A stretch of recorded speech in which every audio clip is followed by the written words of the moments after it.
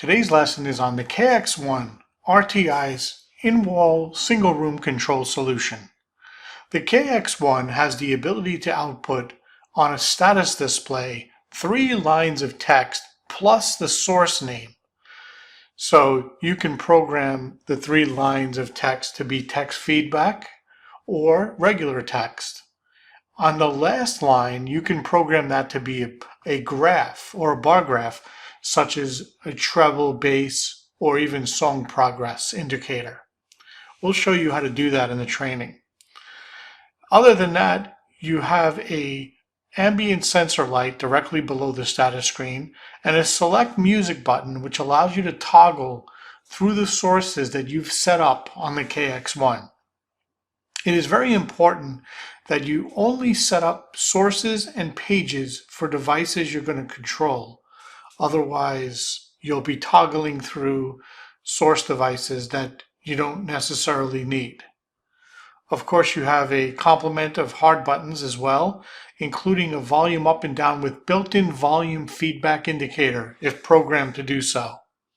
You also have an on and off button to turn the zone on and off if you're using audio distribution device such as the 84X or 8X or 16X. The unit can also be controlled using RS-485, and if you want to sync the device over the network, plugging in an Ethernet cable is the best method of control. Let's go on and show you how to program this keypad. I'm going to call up Apex, and just so you know, this tutorial assumes you have a working knowledge of Apex. Let's start by creating a new file. We're going to call this KX1 client project.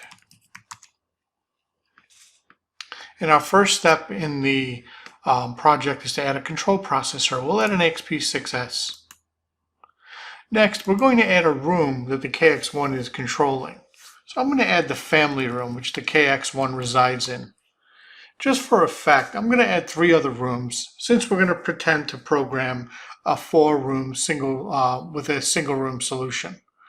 So let's add the 4 rooms. We'll add a kitchen, dining room, and a bedroom. We'll only be concerned with the family room. Next, we're going to move on to controllers. Now, you may have lots of controllers in your system, but we'll only be focusing on the KX1. So I'm going to select the KX1, and I'm going to select the family room where it belongs in. Remember, the KX1 is a single room solution. If you try to use it outside that sandbox, you might not have favorable results. It's always best to use it in a single room scenario. So I'm going to add that to the family room, and I'm going to call it KX1 family room. And I'm not going to create a home page on the KX1. As I indicated earlier, you only want to create sources and pages for sources you want to toggle through for activities. So you're only going to want to create activities for us and pages for music-based options, or if you just want to listen to a cable box or something. So I'm going to uncheck the home page, and I'm going to add the KX1. Once we've added that, we're ready to add our source devices that are controlling music. Now I'm going to add 3 different sources: RTI Music, Sonos, and HEOS. I'm only going to add 1 stream from each, just to show you how it works. If you could program 1 stream, you can program as many as you need. So let's move on to the driver tab. I'm going to start with RTI Music. So the first thing I'm going to do is look for RTI Music. Now, since this is the driver that adds the server initially and then discovers the players, I'm going to add this to global and click next. I'm going to uncheck the page for the server. We don't need a page for the server. We only need a page for the individual players that are now discovered. Add device, and you'll get a message saying that the software found a single device, which is the MS3, which consists of 3 players. It now adds those 3 players to the existing driver, so we can add them to the specific areas we want to control them in. I'm going to put player 1 in the global area. Click next. And I'm going to uncheck Set as Room Audio Source. We're going to be adding an 8064 driver since we have an audio distribution 84X in the mix. So I'm going to uncheck this. And I'll leave the player name as is. The player changing the names here isn't as important as other systems because you get to control the name of the source on the screen. In other words, the name of the source that appears on top here, you can control. So I'm going to add this player and I'm going to create a page. And now I'm ready to go and add a Sonos player. So I'm going to look for the Sonos driver. I'm going to add player 1 to the global area since it's a shared device. Click Next. Uncheck Set as Room Audio Source. And I'll leave the name as player 1 with a page created. Next, I'm going to go to the HEOS driver and add player 1 to global as well.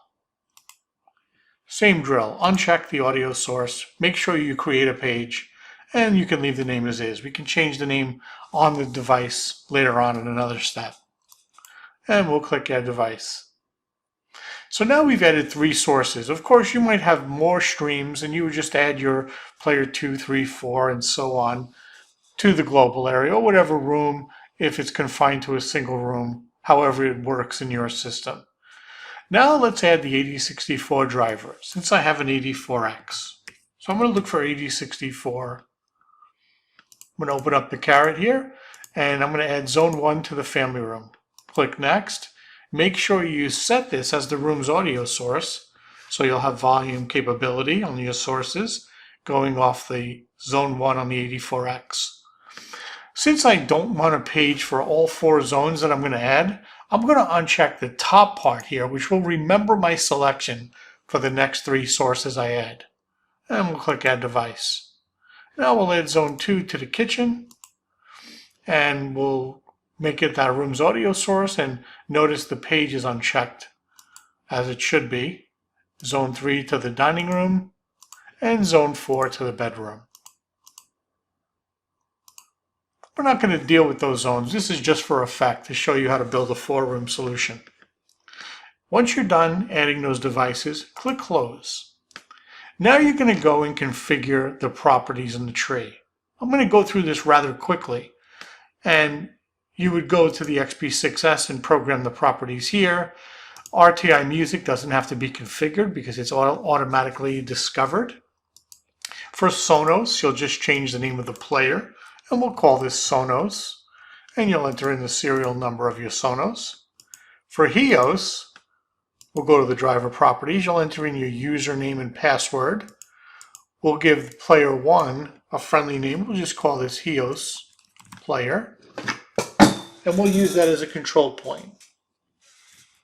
Okay, next we'll go on to our 8064 driver, and we'll program the properties for this.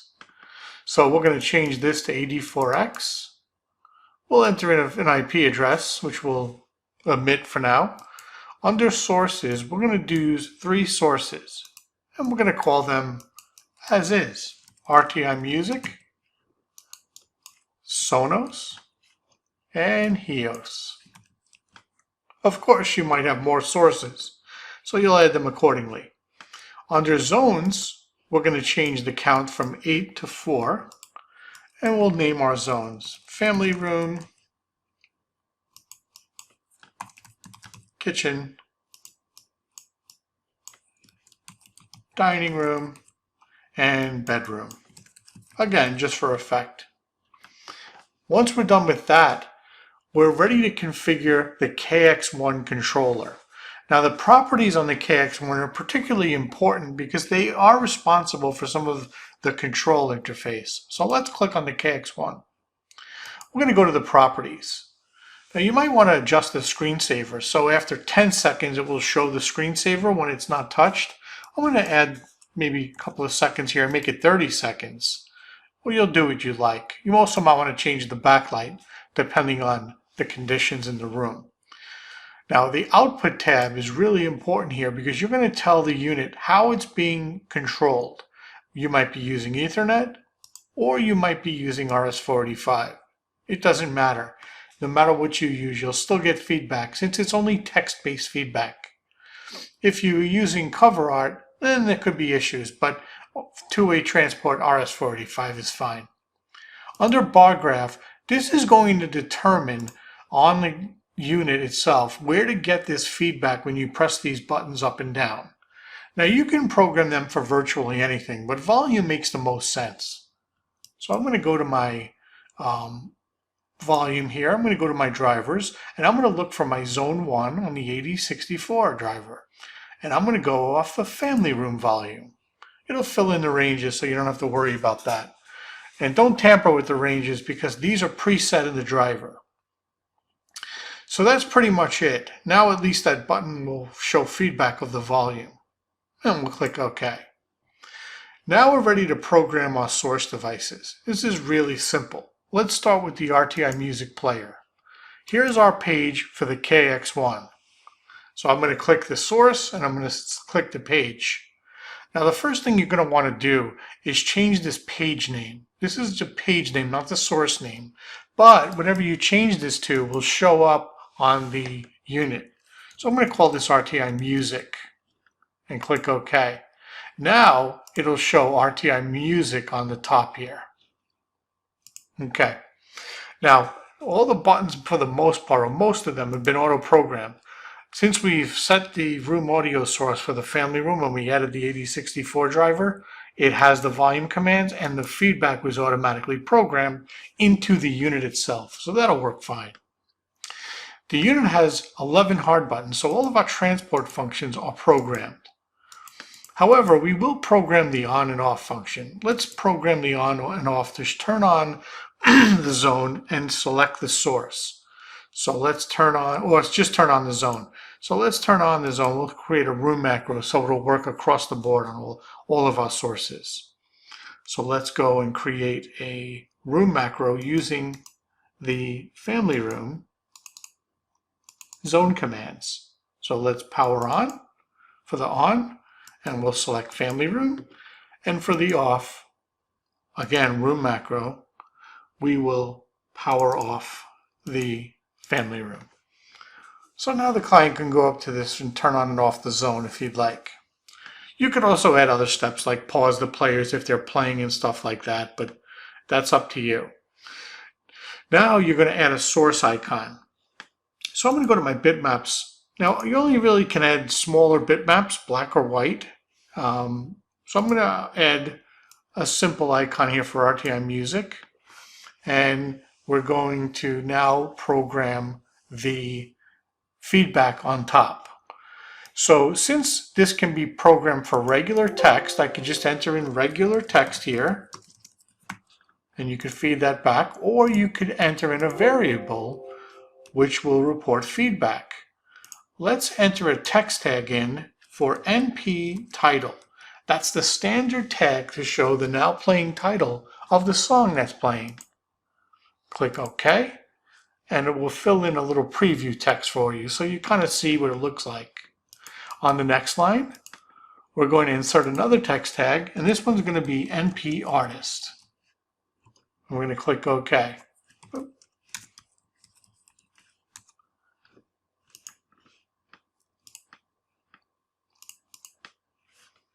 I put an underscore in there. It should not have an underscore. Okay, and now I'm going to put in this bottom one. Now this bottom one is configured to do both text-based feedback, or a bar graph. So for example, if that feedback was sufficient enough for you, you could put a bar graph in here. And what you could do is you could put in a tag on the bottom here, a standard tag like NP progress, which will auto-program the song's progress. As you can see, it populated a variable, player one progress percentage. So you'll see a little line graph go according to when the music begins and ends. Pretty cool effect. It's up to you if you want to do that, or you can do some more feedback if you'd like. Or you could enter in the text here. Instead of doing a bar graph, you could enter in regular text or text feedback, but you can type in just something like RTI Music. So you know what source you're on. It's up to you. You can do any of that. So we'll leave it like that for now, but you know, the bar graph works well too. Um, let's move on to, one more thing, the most important thing. Now you have to program, since this select music is going to toggle through your sources, as you're toggling through your sources, it's going to fire whatever macro is on this button for each source. So each of these sources has this select music button, and you'll program it differently. In this case, I'm just going to drag my tag over for the Player 1 RTI music and pop it onto that button. Now I can program a room macro here to do anything I want. Maybe you want to autoplay your player or something like that. So you can go to the RTI music and you can go to your transport functions and you can just play your player 1 automatically. It's up to you if you want to do that, but you can. You'll also want to source select the 8064. So source select, family room, RTI music.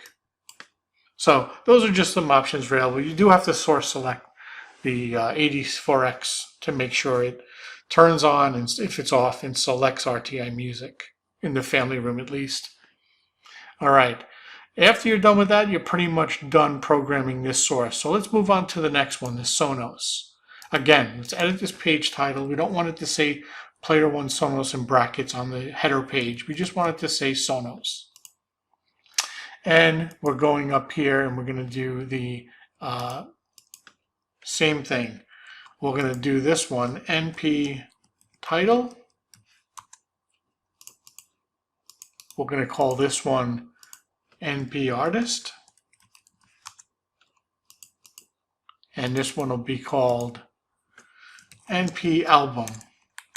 Make sure you enter a text tag or it's not going to work. Okay. Next, we don't have to program the on and off. Those are already done for us.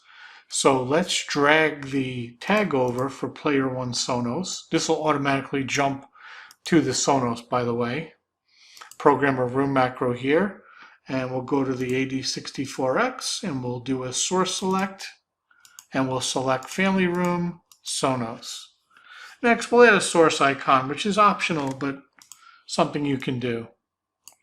Okay, so that's what shows up when you go to a screensaver if you're stuck on Sonos. Pretty cool effect. Simple as that. Let's move on to HEOS. HEOS, edit the page title, call that HEOS. Now we're going to change the select music, so let's drop the tag over for the HEOS, Player 1 HEOS, drop it over. And now we're going to program this to turn on the zone and select the source. By using source select, it'll automatically turn on the 84X zone if it's off. And we'll select HEOS here. Next, we'll add a source icon. I don't have one for HEOS right now, so I'll just add this one again, but you kind of get the idea. Next, we'll add some text, so same drill. We can, do the artist title album thing, or whatever is available. Let's do something a little different.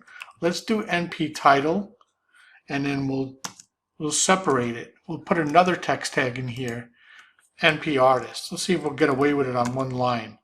You might have cutoff here and there. So if you do have cutoff, then you'll have to live with that. But we're going to put that all on one line.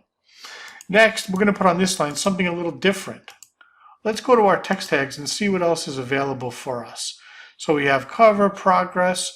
Let's, on the second line, do the, let's just do the album. So I'm just going to do NP album here. And then on this line, we're going to do the progress for the song. So I'm going to enter in progress. Oh, NP progress. Sorry, now playing. Okay, and it should program. Now, if it doesn't auto-program it, that means that there isn't a correlation to the tag set up in our cross-reference library, so you can enter it yourself. You could just go to the value here, find the HEOS, and you can find the HEOS now playing progress bar and program it manually. You can also use other options as well. Not sure what else is available that makes sense to use, but any kind of bar graph you can find in here, you can use as feedback, or any feedback for that matter. And that's pretty much it. Once you're done with that, you're ready to go. Load up your file and send to your devices. It's that simple. Now, if you have a processor on the network, you want to select USB and navigate to your processor. Now with the KX1, if you only have one Cat5 going to it for RS-485, you won't be able to do it over internet, so you'll have to plug a USB cable in. But that's as simple as it gets. It's really simple to program. It's a cool little powerful interface, and you can use it to do pretty much some limited control. Obviously, it's not going to have 1,000 control options, but that's not what it's designed to do. It's designed to just have a simple way of turning on the music in a room and having some basic transport control and being able to see what's playing or any other kind of feedback they need. That's it. So if you have any questions, contact the dealer experience at rticorp.com. Thanks.